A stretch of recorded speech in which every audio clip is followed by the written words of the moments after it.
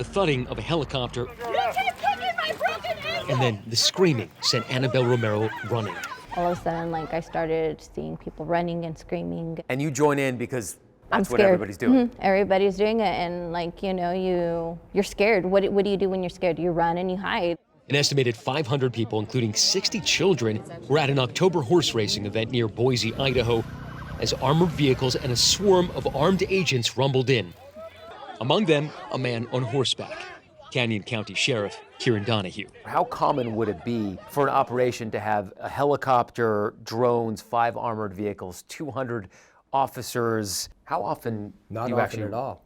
So this was a very, very large-scale operation, maybe the largest I've ever been involved with. 5 people have been arrested for nonviolent illegal gambling. About 100 undocumented people were arrested and over 300 U.S. citizens detained. Please, sir, we need to get our kids. We don't want to make it worse. That ratio igniting a firestorm of controversy in this community, and in a lawsuit filed, the ACLU is accusing Donahue and the federal government of using excessive force, including against children.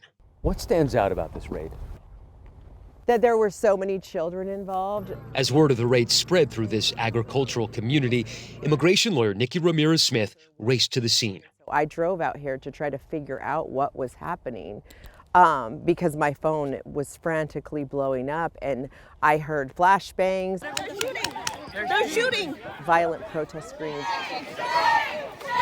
So I decided to jump in my car and come out here and see what was happening. Hiding in a horse stall, Romero, born and raised in Idaho, called her 14-year-old daughter Suhey, telling her to stay in the truck and watch over her younger siblings, Alfredo, who was 6, and Avia, 8.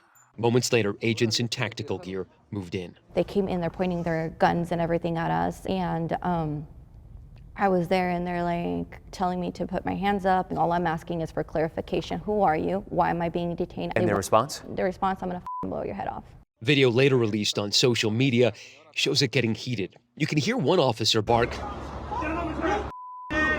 They kicked me, they punched me, they stepped on me like I couldn't breathe or anything. They had me in the horse shavings, and there was 5 of them on top of me. At the other end of the track, rubber bullets were fired near families to push them back. Law enforcement also confronted Annabelle's 14-year-old daughter, Suhey. And they're like, get out of the truck, get out of the truck. And I just stay there, and I just don't get out. And then that's when they pull me out, and I land on my side. And Alfredo, did the officers try to pull you out of the car? No, I opened the door and I was trying to protect my sister. Did you see what they did to your sister? Did you see them kind of? Okay, good. Was it scary, you two? They were brought onto the racetrack along with hundreds of others. I was just there, looking around with my siblings everywhere, just trying to find someone I recognize. They herded us like cattle, basically, and I was just screaming at for my kids and everything. 375 of them U.S. citizens or legal residents, many with hands zip-tied behind their backs, waiting for hours to be processed by ICE.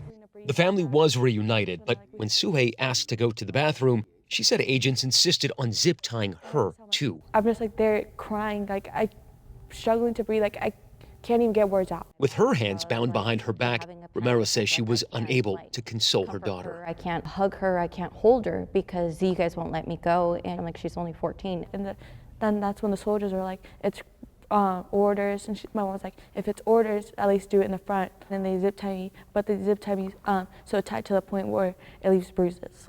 Can you show me, Suhey, where you had bruises? I had bruises all right here along both wrists.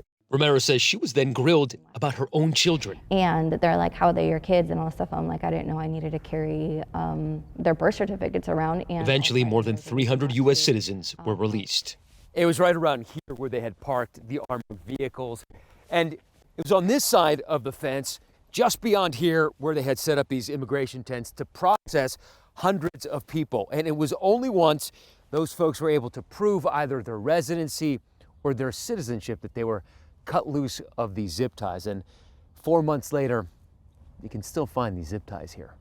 The ACLU lawsuit also alleges that officers levied racial slurs, refused medical care for detainees in obvious need, and refused to release one mother, instead telling her 3-year-old son to keep his hand in her pocket. Law enforcement should not be zip tying children. They have done long-lasting damage to children. ACLU attorney Jen Borchetta says this case is being brought in part for greater scrutiny of immigration officials' treatment of children. At this moment, when the United States Congress is confronted with a question of how to rein in ICE, the answer is they need to rein in ICE to protect our children. In an email, the Department of Homeland Security first told CBS News it was a conspiracy theory. In a second email, they denied ICE agents zip-tied children. The youngest that was zip-tied was 16 years old, and he had a mustache. There were kids in there. They weren't zipped. Those little ones were not zip-tied. This is a picture of Suhey. We met her this morning. She's 14 years old. Okay. She's I would say, a child, a girl who was zip-tied, and these are the bruises from those zip ties. Okay. And Have you seen that or heard? No, I had not. I had not seen that. But I will tell you this. I've been in this business a long time. I've gone against gang members who are a lot younger than that. She was with her 6-year-old brother and 8-year-old sister. But you're taking that out of context. We do not know her. What kind of context do you need? There's a young girl with 2 small children with her. How dangerous could she possibly be? We don't know. I'm not saying anything about her. You know, God bless her. I'm sorry she went through that. The sheriff hinted that the seemingly benign horse race and alleged gambling event may have hidden something more sinister. You believe that there is some cartel involvement in this allegedly illegal gambling operation? There is cartel involvement in this operation. We know that to be true. No criminal charges beyond illegal gambling have been filed in the past 4 months. And these days, like many in their community, Suhey finds herself looking over her shoulder. I just keep to myself now. If I see law enforcement, I just kind of avoid them. And given the community backlash, the sheriff concedes the operation may have backfired. Law enforcement is not evil because we contained everybody and detained them until we sorted it out. That's not evil. The question is, have ties been broken with your community? To some degree, I believe they have. Absolutely. My parents, they came over here to the United States to give us a better life so we didn't have to suffer. And that day, I felt like our freedom was taken away from us. Matt Gutman, CBS News, Wilder, Idaho.